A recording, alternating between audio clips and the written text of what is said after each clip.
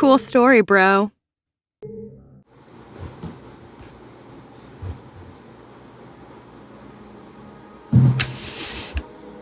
Hey. Alright guys, that's gonna be the second attempt that I made this video, I believe.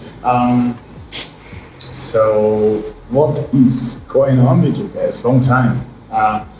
Since the last video I grew some beard and some hair as well, which is not gonna stay for long, trust me. Not because I want to cut it up or it's gonna disappear. I'm getting old. I think the last video I did was still with the guys from Curious Cacti. Amazing people, go check them out. So what you guys need to know is that I basically arrived in Mexico 2 weeks ago.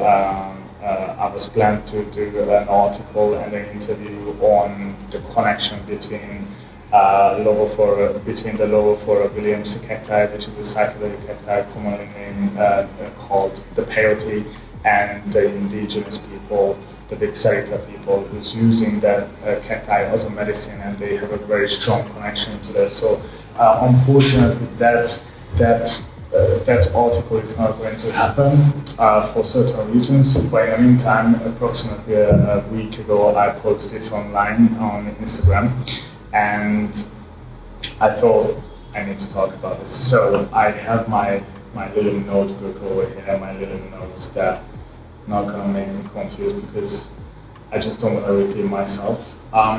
Okay, so in Mexico, the 6 out of 7 sea turtles can be seen here or can be found, and 6 out of 7 sea turtles is already endangered because of human actions or because of simply because of life. I'm going to tell you guys both why, and I hope you guys gonna have a better understanding after that what's going on. In the meantime, there's a season for that, and turtles are starting to lay eggs, and it takes time, and there's certain things that you need to understand. But I'm going to show you guys videos. I'm going to talk about everything. So start in the beginning. So this is Isla Mujeres. I was there like 1.5 weeks ago, and when I was there, we were like literally renting a place like 5 minutes away from the beach. Every single day I went out to see the sunrise, which was beautiful and amazing, and it helped me to let things go.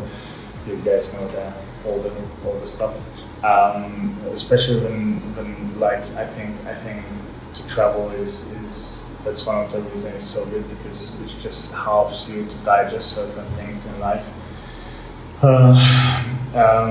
And then what happened is I went to the beach and I noticed these little gardens on the beach, and I didn't understand what's going on. But in the meantime, I found little turtle shell pieces, and kind of just connected the dots together. So what I mentioned to you guys, all the turtles that can be seen or can be found here is endangered, and just to avoid to increase the number of deaths, the Mexican government actually made them protected and made the law, which is called NOM 059, and they created a group called the Turtle Patrol. I'm not joking, they call it the Turtle Patrol. I think the Turtle Patrol name is on the same level like the Teenage Ninja Turtles. It just sounds super cool. I would love to have like Turtle Patrol stuff. Like that's just brilliant. I found out basically that around here, where we were staying, there's 2 common turtles that can be found. The green sea turtles, and the loggerhead turtles. We need to. That's a fun fact. We need to know that every single time when a female turtle comes out from the sea to lay their eggs, they always going back to the place where they're born. So this is quite amazing. We are researchers and scientists, we still don't know why, but this is, I think, I don't want to romanticize it, but it's quite beautiful. as you guys can see on the video, we used red lights and white bright lights. The reason why, because so first of all, bright light, we're using it because when the little turtles are done and baked and ready to go and they resurface, they need coordination, they need guidance. So basically, the moon is their guide to find the ocean, and this is beautiful, I believe, and that's why the turtle patrol is using bright light for the turtles. So if there's any misguided little baby turtle, they just helping them, so they doesn't need to touch. So they created this method to not to intervene if there's no need. Red lights. So red light is mostly for female turtles because red light is such a narrow portion of the life spectrum. That's why if they're using red lights, the turtle's not going to be that disturbed while they laying their eggs, and it's not going to hurt their visions as well. So that's why they're using those lights, which is quite cool, and I just love that. This guy, Martin, arrived like after 8 p.m. or at 9 p.m. and he told me that he's the supervisor of the turtle patrol. And what he mentioned to me is that basically the turtle patrol is usually starting at 8 p.m., finishing at 5 a.m. on the morning, is up to 6 people usually. Those people are not getting paid. Martin getting paid only. He's the only one who's getting paid. He's working for the government since 3 years on these projects, so he's got quite a big knowledge about that. And I asked him, okay, so what are they doing? So the turtle patrol goes there, opens the nest, then takes the eggs out, analyzing the eggs, checking the eggs if they're fertile, if they're okay, and then they put these eggs, we bury the eggs into these man-made gardens. So they labeling them, and that's why they can see that those pipes are sticking out from the ground with dates on it. As soon as the turtles are ready, usually the one of the team members just informing Martin, the supervisor, that nest is baked and ready to go, and he's the one who's usually going there with the bucket and collecting the turtles. So I was asking them, so are they let them go straight away or just throw them into the ocean from there or what? And they're not doing anything like that. So they're relocating them. So usually what they do, they're collecting the turtles and then they take it to another place, much more safer place. And I was like, Martin, look, like it's already quite safe. Like you guys save them from any other predator, like seagulls, like birds or dogs, if there are any dogs here or whatever. And he said, like, David, it's not about the dogs, it's not about the birds, it's not about them, it's about humans. Yeah, there you go. You have it again, people.